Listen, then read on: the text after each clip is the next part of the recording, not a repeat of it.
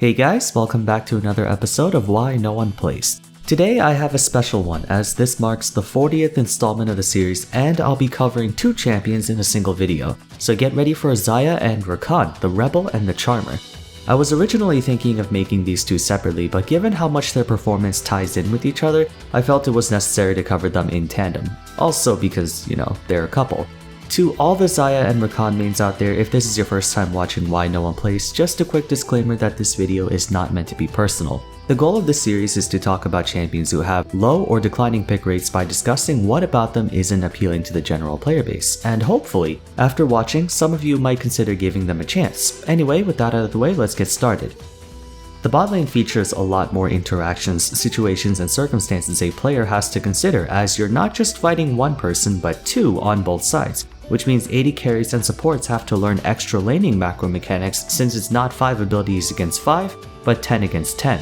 That opens up the door to so many different matchup synergies that can completely change the flow of how a lane should be played.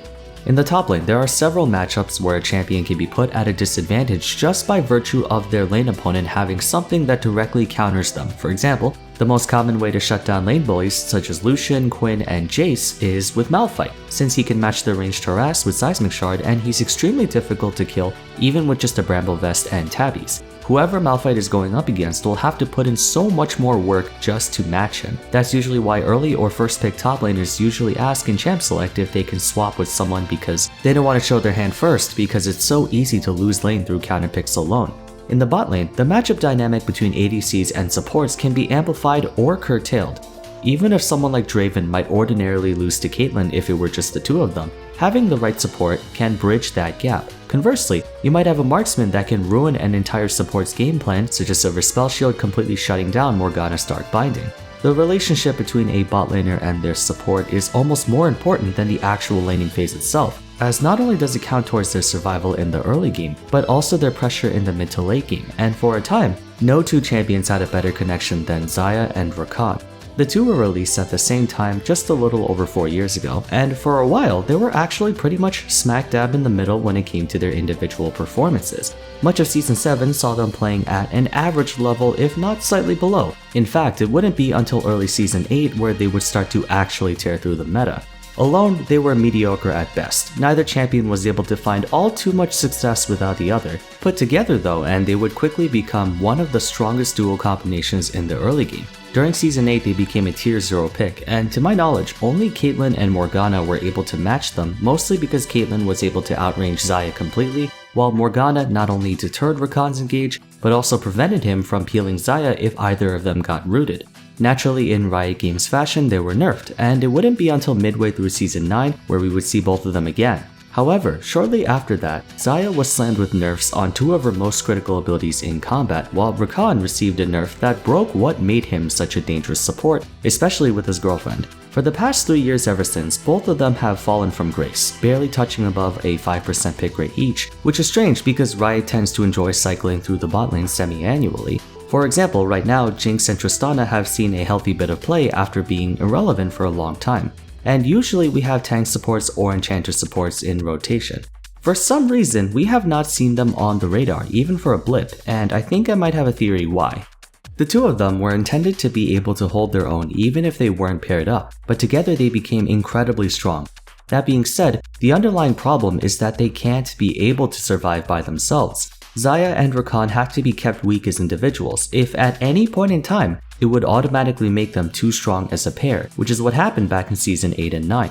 Removing their special interactions goes against the point of their design, where, for the sake of the game's health, they cannot be allowed to output the same amount of pressure on their own. Aside from being able to recall together, Xayah and Rakan both provide a bonus to each other if they're on the same team. Xayah's W Deadly Plumage is a buff that grants her bonus attack speed, bonus damage on her basic attacks, and a movement speed buff for a second and a half every time she attacks. Rakan receives that same exact attack speed and damage buff while gaining the move speed bonus whenever Xayah does. As for Rakan, his E-Battle Dance functions similar to Lee Sin's Safeguard, where he can dash to an allied champion and give them a nice shield. Also, he can use this ability a second time at no additional cost. Ordinarily, his E has a target range of 700, which isn't bad by any means, that's a pretty far distance, but towards Xayah he can travel up to 1000. While being able to dash farther doesn't seem all that, practically speaking, Rakan's empowerment may arguably be better than Xayah's because it means he has both longer engage range and escape range. If he's trailing behind her and a fight breaks out, he can reach her as early as a second faster. Alternatively, if Rakan gets caught out or needs to retreat after engaging, he can escape a second faster. That's a big deal. Think about it like this, if each champion exists at 100% capacity, then a bot lane should have 200 total, regardless of their cohesion. Xayah and Rakan become 5% stronger each when they're together, so if hypothetically they were at 100% individually, together they would be at 210%. That puts them naturally higher in strength. Provided they aren't both hard countered, they should theoretically win every single laning phase. Obligating them to be fielded together may sound very romantic in theory, and that's the whole shtick, but in practice it causes a bit of a problem. By Riot's design philosophy, Xayah and Rakan become stronger as each other's ADC and support, but if they're too strong, they become an instant pick or ban, so they have to be slightly weaker separately to have that bonus make up the difference. But then, no one would ever want to play them because what are the chances a Xayah main and Rakan main will consistently be on the same team in solo queue? And even if they do, any combination of ADC and support with halfway decent linkage can do the same job they do, so to many players, it's just an unnecessary risk to place reliance on factors they can't control in order to perform at an optimal level. Both of them have pretty solid kits all things considered, and their playstyles are really fluid, intuitive, and fun to learn, but they both have a list of crippling issues that can only really be fixed by their respective partners. Xayah thrives in short-duration close-quarters trades. Even though she's capable of outputting sustained damage, the main source of her power lies in Blade Caller, which calls all of her feathers back to her and deals damage to every enemy they pass through, rooting anyone hit by at least 3. The rest of her abilities, Q, W, and Ultimate, mostly serve to make it easier for her to get a lot of feathers out on the field to not only increase their burst damage, but establish control in a fight. However, this is where she faces a problem. Xayah is an area control champion as an AD carry. That's the worst class to have this property on because an ADC isn't supposed to set up the board. They're supposed to do damage. That's not to say she doesn't do that much damage. She does plenty. But the way in which she delivers that damage is counterintuitive for a marksman. Let me explain. The reason AD carries have the highest skill floor mechanically speaking is because they have so many little things they have to worry about. Maintaining their position in teamfights, keeping a safe distance away from nearby threats, attacking while avoiding counterattack, etc.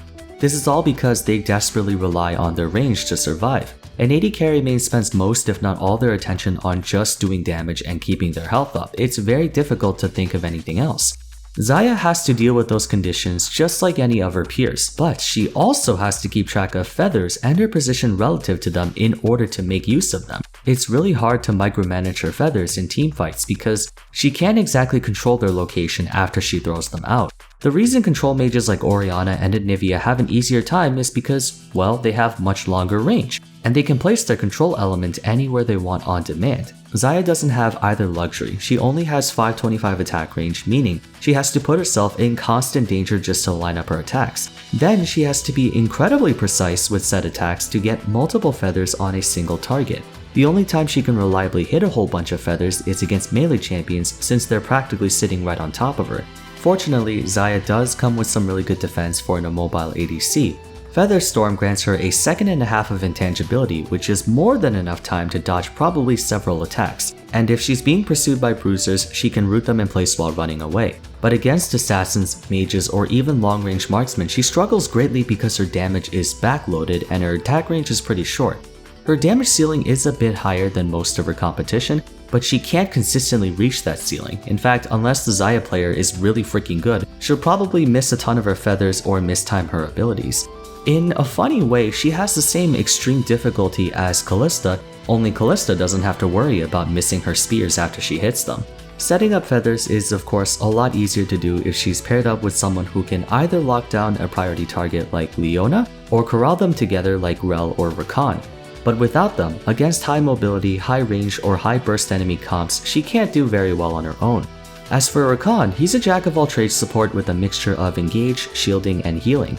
In a way, you can consider him a hybrid between enchanters and engage supports. His glaring flaw is how he can't really commit too hard to a fight because of his low durability. Aside from its passive, Rakan has absolutely no form of scaling protection. He doesn't scale off of health, armor, magic resist, no damage reduction, nothing. So his survivability hinges on moving around to dodge attacks since he has a lot of dashes and mobility. Even though he's got some of the best upfront engage in the game thanks to Grand Entrance and the quickness, it's also really easy to mess up with them since they have small hitboxes. An issue with this is that he's also got really long cooldowns for an engage support.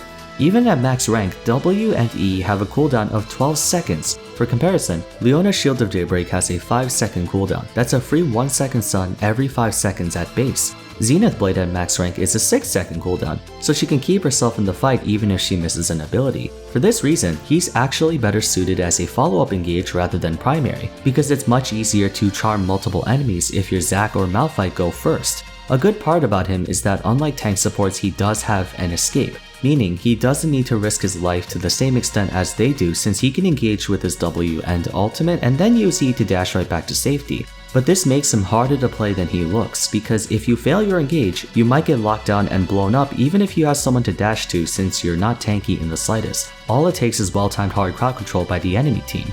Adding on to that, his supportive capabilities are passable at best. You won't see him out-sustaining Soraka or Sona, nor does he offer the same protection as Lulu or Janna, and unless you build AP items, you're not going to be doing that much damage. Fortunately, Xayah does help fix that a little bit with the attack speed and bonus damage buff, but that requires your AD carry to play Xayah, and obviously you can't rely on that. What sucks is that Rakan actually had the fastest engage out of any support back when you could flash cast his ultimate in the middle of Grand Entrance. This meant the enemy team had to be extremely careful to make sure they knew where he was, because Rakan can dash from a full screen away, charm you, and knock you up in the blink of an eye. Now he can't, or at least not as effectively as he used to since he has to wait half a second after casting his ultimate before he can do anything else. One other thing to note is that Rakan has an awful disadvantage state. Battle Dance is his only quote-unquote protection. He doesn't have any get-off-me tools or self-peel to put some distance between him and attackers because W and Ultimate require him to be sitting right on top of his enemies. This is why he pairs so well with Xayah because she has her own self-peel. So Xayah makes up for the disengage Rakan doesn't have, and Rakan makes up for the engage Xayah doesn't have. That's why they're so dependent on each other. Both champions are just slightly worse than other members of the cast. There's honestly nothing Xayah does on her own that another ADC can't do better. Sure, she has really solid DPS and can take care of herself if she gets engaged on, but so can Kaisa and Samira. The amount of work required to play Xayah efficiently can net you equal or better results on other marksmen. Same with Rakan. Sure, he's flexible and has a little something for every situation, but he's a jack of all trades, master of none.